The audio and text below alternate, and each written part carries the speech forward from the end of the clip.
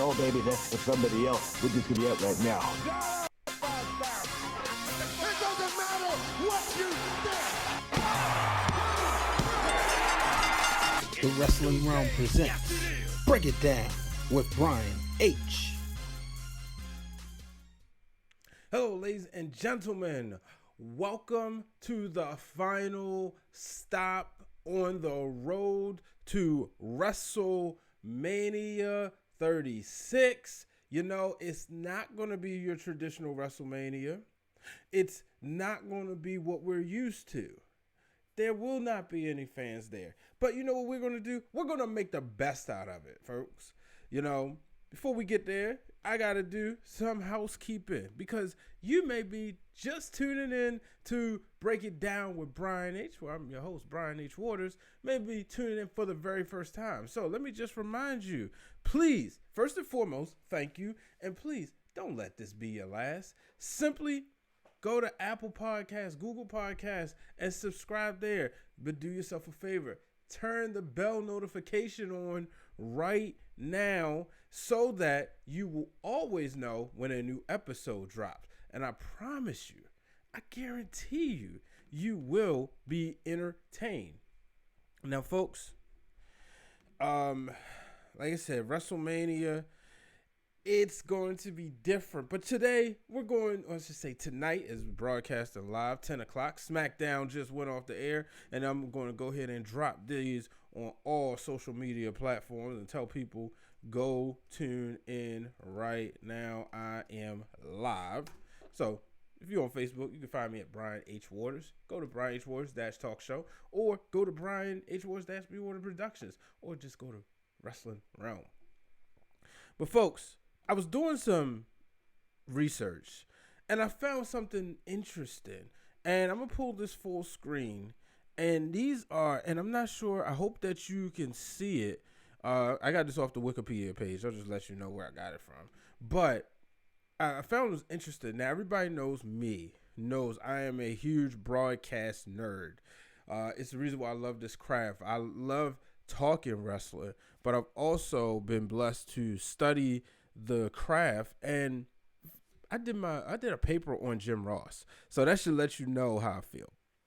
But they were talking about commentators, and this graphic, they have it full screen. I got it on the screen right there. Hopefully you can see it. I did a screenshot, so I don't know if you can see it, but they broke down the broadcasters and which WrestleMania they called. And one of the things I noticed was Carlos Cabrera is the longest reigning broadcaster. He's been doing the Spanish commentating from 1995 all the way to the present. And I was like, wow, that's serious. Now, everybody may remember I went on my Michael Cole tangent a couple weeks ago, and I did say he belonged in the Hall of Fame of broadcasters. I don't care what you say. He is on my Mount Rushmore of commentators. This right here proves it. Michael Cole, he did WrestleMania 15 in 1999, and then in 2003 at WrestleMania 19, he would do every WrestleMania since then. And we even though we try to act like WrestleMania 27 didn't happen, he did double duty that night. Unfortunately, I'm like, come on, y'all couldn't have gave Jerry a better match. But nonetheless, I thought that was huge, you know, and even longer than Jim Ross from what I'm seeing. Well, no, I think JR may actually have more. I didn't take a chance to count, but I'm looking at this bar graph. I think JR may actually have more time on the mic, but Michael Cole, you know, was longer. We all know JR took a couple years off. Then there was the time. Well, he did do 99 because he did Austin and Rock's match because of a request of Stone Cold Steve Austin. He went away, didn't do 13, 14, 15, or 16. 2012, you remember, he was just doing Triple H and Shawn Michaels, Triple H and Undertaker, the end of an era match. But then he did 2017, which was Undertaker versus Roman Reigns, another match that we thought was going to be over. And, you know, but nonetheless, so I just wanted to share that before I jumped right into the predictions of WrestleMania. So without further ado, hold on, I got somebody in the chat. I got to jump in. It's the Flex Zone. So what's going to entertain me is a Jimmy Seafood Steak Brother. Now, if I had to guess, if there's somebody talking about Jimmy Seafood, it has to be the one and only Roger Lee Herring. Now, of course, the Flex Zone makes up Andre, Roger, D, Cravante, Byron. Shout out to those guys. Everyone has been on the show except Cravante because he's not a wrestling fan. And quite frankly, Roger, because he's too scared. He don't want the smoke. Yeah, I said it. I know he's going to say it either here or he's going to say it in a group chat. But I'm going to get right into it. WrestleMania predictions. I'm starting off Dolph Ziggler versus Otis. Now, they were trying to make it where Mandy Rose was up for grabs, and she said, no, I don't want that, Dolph. Do not do this. Interesting developments. If you did not see SmackDown, you missed it. They had somebody who had been watching Mandy and Sonya, and the night that the date was supposed to happen on Valentine's Day, where it was a date scheduled between Otis, who had to build up the nerve to ask Mandy Rose, could they go out? When that happened, Mandy, she was getting ready, getting dressed, and she was texting. All of a sudden, Sonya grabs the phone, and she sent Otis a message. And Otis was mad. Remember, she was like, Otis was late. But it was Sonya who took the phone and allegedly told her, you just got to go with see. She the one text Otis. Hey, I'm assuming she said, I'm going to be late. And then then she would text Dolph. And then they had another camera showing, hey, you get what you want. I get what I want. But what is it that Sonya Deville wants? So this is going to be interesting here. On SmackDown, it was Dolph Ziggler versus Tucker. I was listening to my brothers at the Wrestling Marks of Excellence yesterday. They brought up a point. What if Tucker changes? Champ Creed believes that Tucker is the Marty Jannetty of the team. So what if he changes? But now with these new developments, I don't think that's going to happen.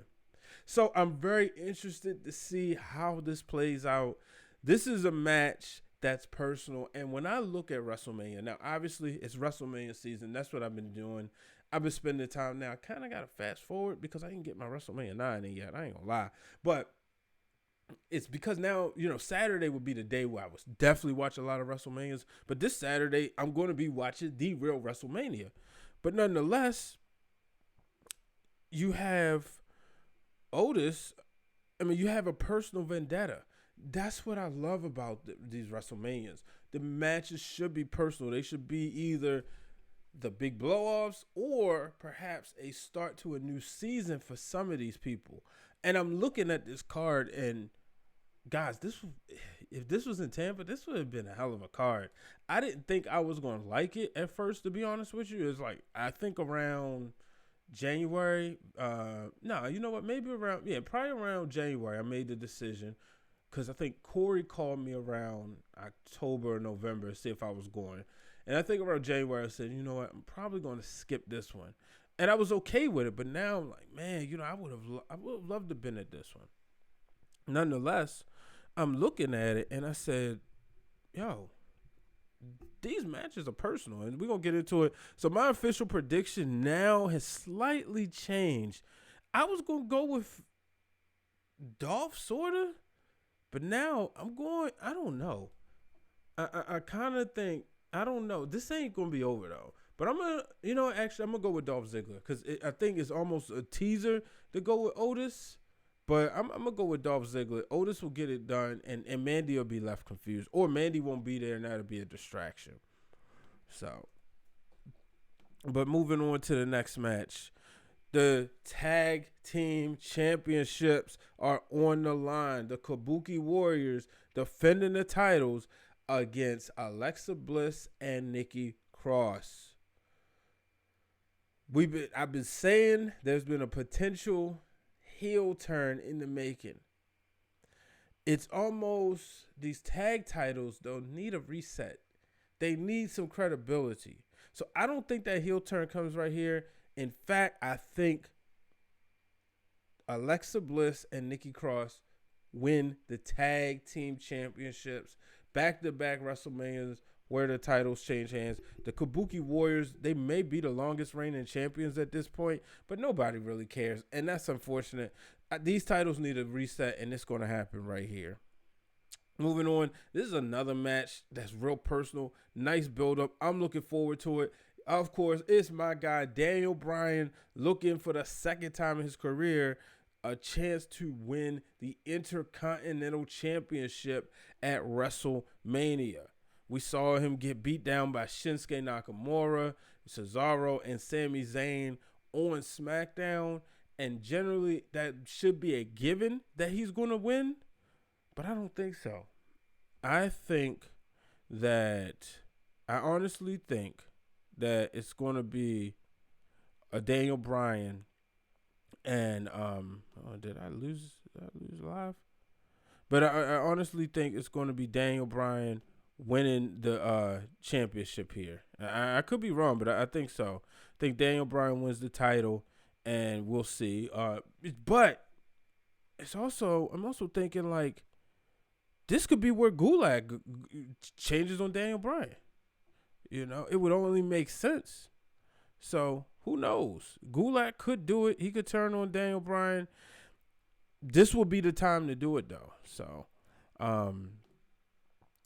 yeah, let's see. I'm just trying to make sure I got knocked out of my studio on YouTube. All right. Now, this is a match that the empty arenas really hurts this one. Because this could be a good feud right here. And that is, and that's this matchup between Aleister Black and Bobby Lashley. I think they could do some decent storytelling. I see Lana will be in this corner. I'm not sure how that would have worked with her involved, but just those two. But hey, Bobby Lashley's getting a back-to-back match at WrestleMania. I'm gonna go with Lashley to win this one. I don't think Aleister. No, he has to have lost. I'm pretty sure. Yeah, he's lost a few matches. I'm tripping, but last year he was in the tag team championship match with Ricochet. This year he still hasn't really found his footing. He still hasn't found a way to really connect with the crowd, and this obviously won't do him no favors. In the end, I do think I do think Bobby Lashley wins this one. But I really wish there was fans in here. This will have a great presentation, though. And then we move on to the tag team championships. There's rumors out there that this match has changed. Miz, Morrison taking on the Usos and taking on the New Day in a tag team ladder match. I want to know how you get the adrenaline going. So I'm very interested to see how this is put together. In the end, I think the Miz and Morrison retain. I don't see them losing the championships. But did you guys see that rap this past week on YouTube where you had Miz and Morrison, just Miz and Morrison being two guys who were trying to be gangsters, quote unquote. Check it out. I'm not wasn't really impressed, but no, in all honesty, I thought it was funny. Let me see. You know what? I think I can roll that for you. I've been working on some things here. Let me see if I can play this, just a little bit of it.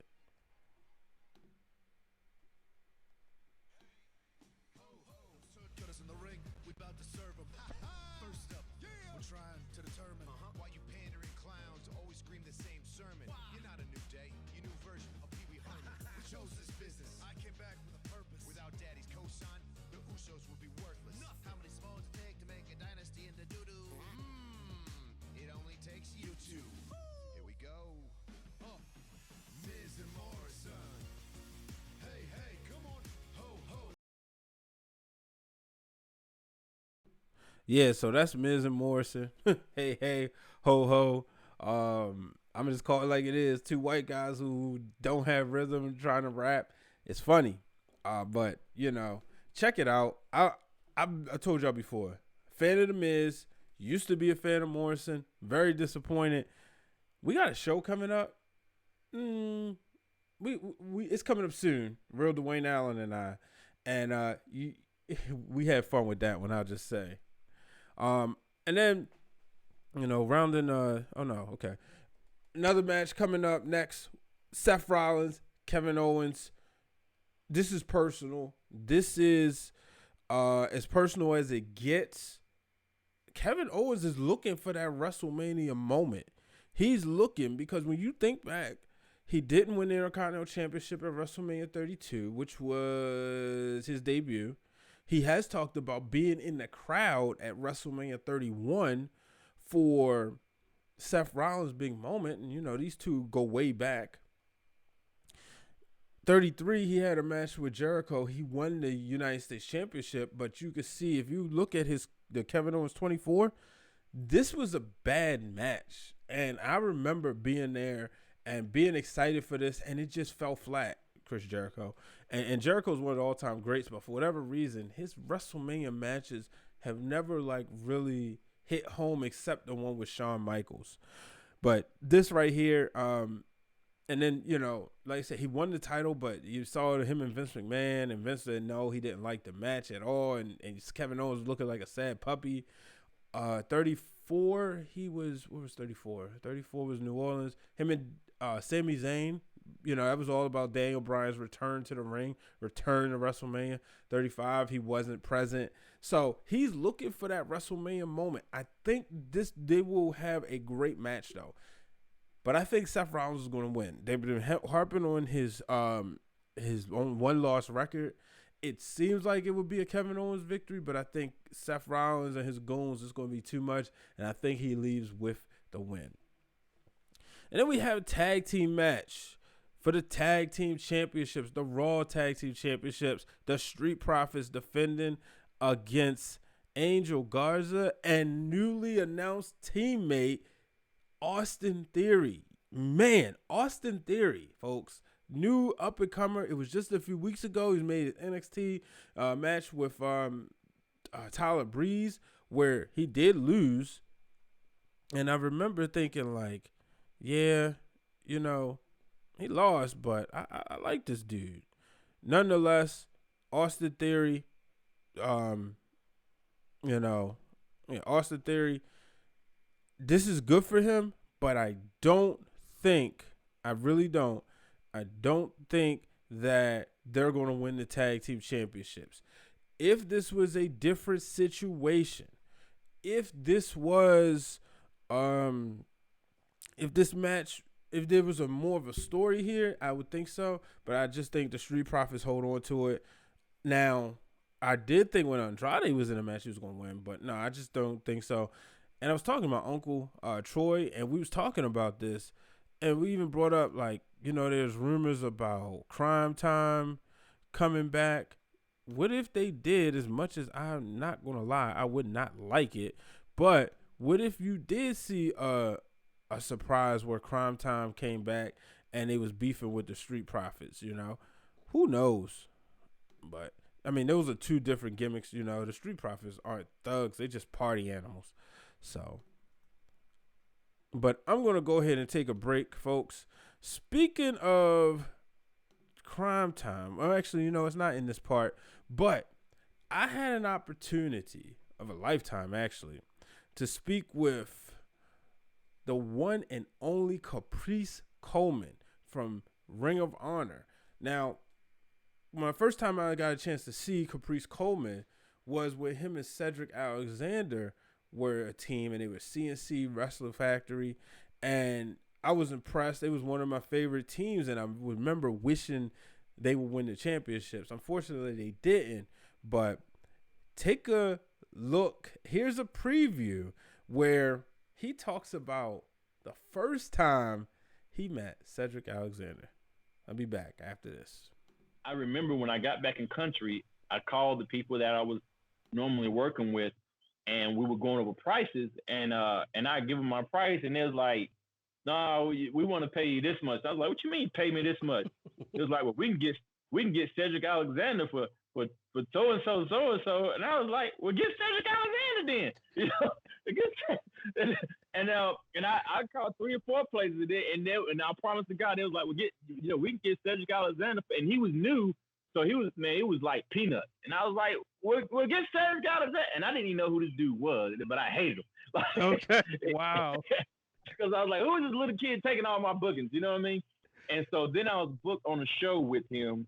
I want to say it was in Mount Airy or something. And I'm sure he had no clue who I was. And so I went there and I saw his name on the thing. I'm going to see who this kid is that's taking all my daggone bookings. You know what I'm saying? And so I didn't even speak to him in the back. I just kind of like shook everybody's hand. I just like everybody. I didn't treat anybody different or whatever. He shook my hand. I was like, hey, how you doing? Nice to meet you or whatever. Just kept on about my way.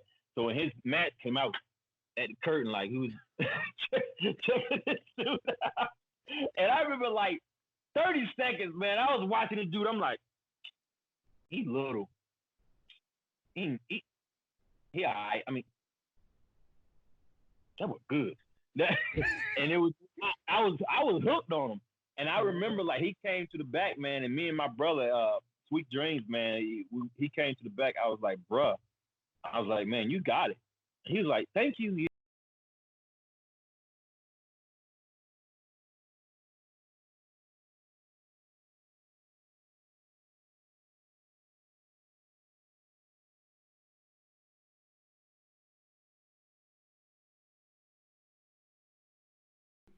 So I didn't turn my microphone back on, so pardon me. But that was a great episode. I was honored and privileged to be able to speak with Caprice Coleman. Make sure once you finish this episode, go right there. You ain't doing nothing anyway. Go right there stay right here on YouTube. Go to that interview. I promise you will be entertained. We talked for almost an hour just about wrestling. He talked about an opportunity when he was about to be in the WWE and TNA. So I promise you, you'll want to check that out. So moving on, let's get back to WrestleMania. Becky Lynch, the man, defending the Raw Women's Championship against one Shayna Baszler. I beat this to death, so I'm not going to stick too much time on it. Those who have been returning members and subscribers, shout out to Antonio Banks and Demaris Dye and Terrence Williams and quite a few other people. The thing is, folks, I'm going to be honest with you. I don't think Becky loses. And maybe I'm buying into the whole, well, Vince McMahon isn't really, let's see, okay. So maybe I'm buying into the whole fact that Vince McMahon isn't really sold on Shayna. Maybe I am, maybe I'm not. But, and why isn't this receiving enough video? Okay, so YouTube and studio doing some crazy stuff. I'm just not fully sold on it. I'm going to be honest with you. I understand what they're doing, and then I'm also getting in my head. Becky got knocked down last, so I don't think she loses. I think Becky Lynch holds on to the championship at WrestleMania, and they will set up something big. Ronda Rousey will return, and Rousey will be the one to defeat her. Or Nia Jax. It could be Nia Jax. They said Nia Jax is going to be on Raw. What better way than to bring Nia Jax back than bring her back at WrestleMania? But I would love to see Shayna get it. But right now, I'm just getting sort of those Edge, WrestleMania 26 vibes. Or it's quite a few, but I don't know. Booker T, I just don't see it happening. But let's move on. King Corbin, Elias, another personal vendetta, getting ready to square off at WrestleMania. Now, if there was a pre-show, this would be the place to put it. I ain't gonna lie. When we found out Roman Reigns wasn't gonna be in the match, I thought this would have been perfect for Corbin. I mean, he'd been wrestling with Roman all his time, but maybe they just didn't want to pull the trigger. Nonetheless, I think Elias wins this one. Yeah, I think Elias wins this. I kind of got a lot of heels winning, but now it's got to be some babies winning too. Baby faces, that is. But yeah, I think Elias was this. We'll see. And so let's move on. Charlotte Flair taking on Rhea Ripley for the NXT Women's Championship. I said it the other day. I said that this match really, it should have been Bianca Belair. Bianca Belair should be in this match. Bottom line, whether it's with Charlotte or whether it's a one-on-one match. Nonetheless, this whole story change, I want to see how it turns out. The thing I like about it is we haven't really seen them in a ring that much. So I want to see how this turns out. We know Charlotte is pretty much on her way to being Miss WrestleMania. Shawn Michaels is Mr. WrestleMania. Charlotte is on her way to being Miss WrestleMania. She's had more WrestleMania moments at this point than her dad. So I think that she doesn't win, but they will put on a great match. I think this match would be one of those low-key, really good ones. And matter of fact, I think this will only be Charlotte's second singles matchup at WrestleMania. Yeah, because she was in a triple threat and a four-way. Yeah, so this will only be her second triple threat. Second singles match. Moving on. SmackDown Live Women's Championship. We have Bayley, Naomi, Tamina, Sasha Banks, and Lacey Evans. This match will be for the SmackDown Live Women's title. And I'm going with, I kind of think Bayley retains. No, you know what? I gotta make an official prediction, and it can't be Bayley. Even though Tamina did give her a mean super kick, and her and Sasha show love, I think Sasha wins this. I think Sasha wins this match, and this sets up for something for them too. It's not going to be that quick, oh, I don't like you, yada, yada, yada. But I think Sasha Banks beats Bayley. I think she pins somebody else. I think perhaps she pins Naomi or even pins Tamina. But I think that's what happens here. This should be really good, though. I know it's going to be a 5-way, so some people may think it would be a cluster, but I think this would be a decent match. It won't be, if you go by that star system, it won't be 10 stars, especially if it's not taking place in the Tokyo Dome, but I do think this would be a decent match, so don't sleep on it. Moving on. This is a match that I'm very much looking forward to. This is Edge and Randy Orton, a last man standing match. It's going to be personal, and it's going to be serious. You see the promos they're cutting. This is a match that these two guys have been cutting some killer promos while there's not been fans at the arena. These are two pros, and I think they're going out there. They're going to try to steal the show. And honestly, I think Edge wins. It would be a feel-good story coming back. But, see, here's the thing, right? I picked 2 years ago. Or was it 3? Yeah, 2 years ago, WrestleMania 34. WrestleMania 34. I picked Kevin Owens and Sami Zayn to defeat Daniel Bryan and Shane McMahon. I was wrong. People say, oh, you crazy if you think Daniel Bryan's going to lose in his first match. So I was thinking about it, and I was like, would Edge lose in his first match? I don't know. I really don't know. But I'm going to go ahead and pick Edge to win. Yeah, I think I want to pick Randy Orton. Maybe I'm getting in my head again, but I'm going to pick Edge to win. Shout out to my boy Glenn Thomas listening in. He said Lacey should win the women's championship match. Oh, Glenn, you bring up a good point, but I don't know, man. I don't hate Lacey Evans, but I just don't know if she's I don't know. It's something about her. And I think she would serve well with a crowd, but it's just something missing. And I think, like, with her, if she was to win with the crowd, it would be one of those things where when she wins the championship, her daughter comes in and celebrate and maybe like kicks Sasha Banks or kicks Bayley in the head or something. I know you don't want to promote like the violence, but that, you know, that would be the kind of like, because they insulted her so much. So let's move on. So yeah, I'm going with Edge, even though I'm kind of hesitant. Last man standing match, I think Edge wins, but don't be surprised at the things Randy Orton will do. So, actually, and you know what? I'm going to take a break before I get into the final set of matches because, boy, oh boy, I need to take a breath before I get there. I'll be back. Coming up, Breaking Through the Glass Ceiling, my other podcast, I have one of my favorite media personalities, the Jazz Williams. Here's a preview of that episode.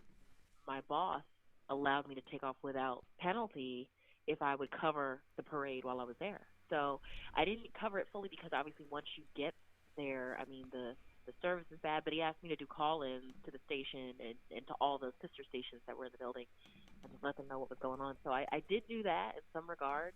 But for the most part, I just kind of like relished in the day. Like, you know what I mean? It wasn't like it was different than working on TV where I had a photog there with me or something like that. I didn't. It was just, you know, I would do call-ins and let them know what I was experiencing and what it was like and stuff like that because Delaware is still relatively close to Philadelphia. So, I mean, we had to get there dumb early for the parade just to even be able to get close enough, you know. So, and it was a good time. I wasn't at work, but I was also still kind of working. So, yeah, most of my coverage was done on the internet. And that's why people need to stop sleeping on the internet. It was my tweets and my Facebooks and my, you know, followers and station followers would be able to keep up with it there. So that was kind of a whirlwind, really. And I'm back, folks. Just want to remind you, make sure you subscribe to the Wrestling Realm right here on YouTube. Make sure you subscribe to the podcast, Apple, Google, Spotify, Stitcher, iHeartRadio, Anchor, and I'm looking right at it and I can't. Pandora's podcast. Also, those same places you can get Breaking Through the Glass Ceilings this Sunday before WrestleMania. Download it, check it out. You can catch Jazz Williams, and if you miss a few episodes, make sure you check them out. You know, it's WrestleMania season. I gotta promote this show.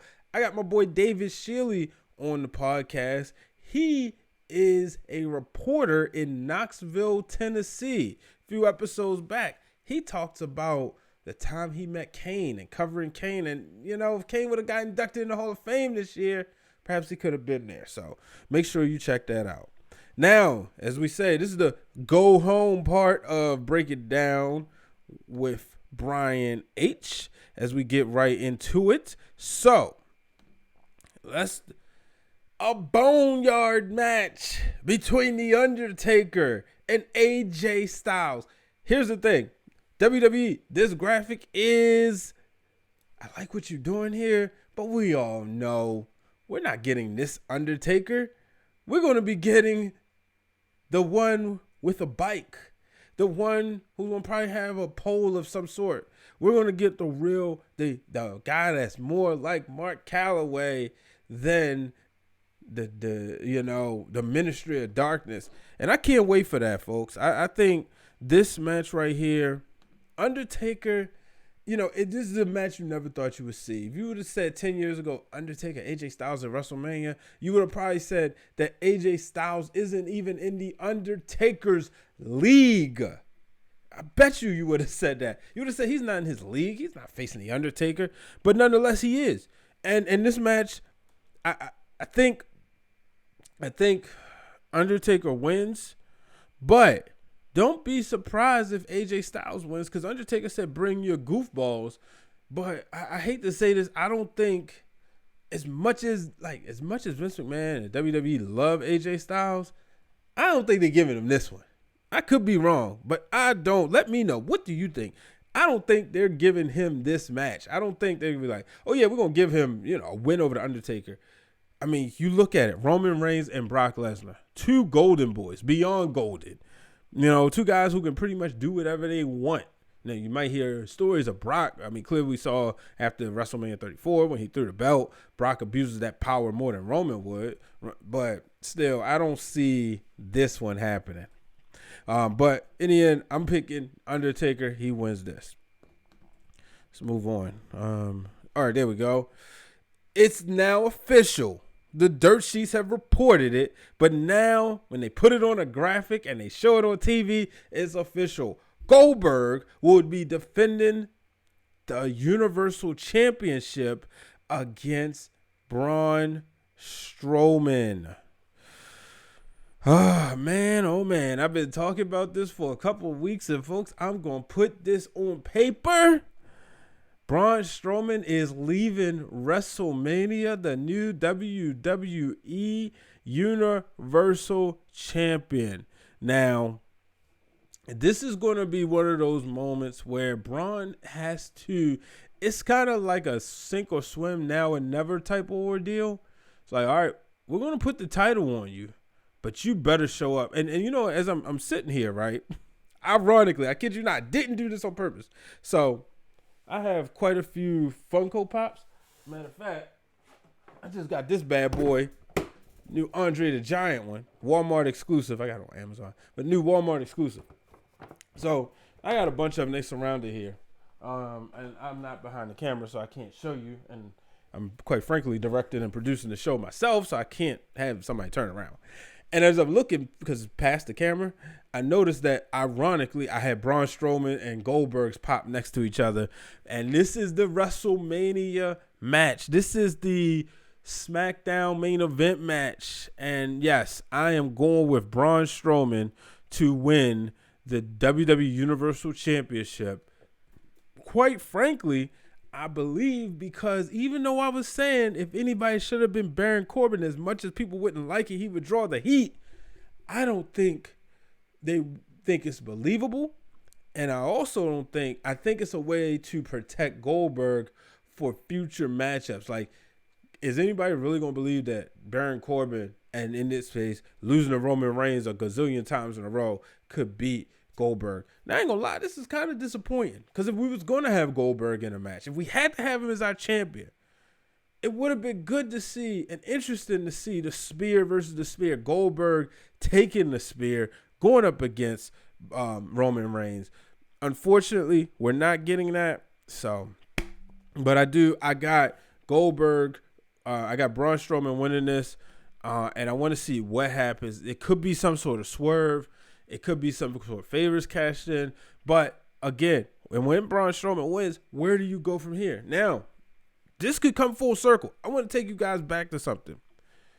Remember when Roman Reigns relinquished the title because of his leukemia, and they said we was going to get Braun Strowman versus Brock Lesnar, and Braun said he was going to win the title, and then after Roman Reigns beat leukemia, he was going to give him a shot. Here we go. Now is the time. Braun Strowman wins the title. Roman Reigns, obviously, is not wrestling, choosing to protect himself because of COVID-19. Now is the time for him to get that match with Braun for the championship. So, we're going to see.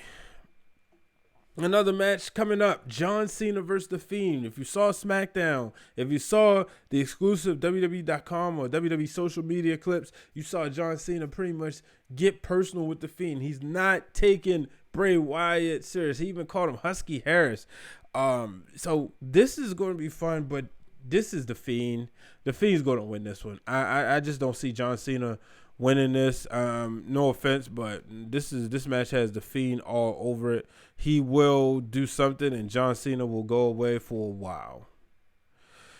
And then the final matchup, the match that I believe should be the main event of the evening or the second night. The match I believe is the match that's we've all was looking forward to in some way, shape, or form. And that is Drew McIntyre taking on Brock Lesnar for the WWE Championship. This right here has the WrestleMania moment all over it.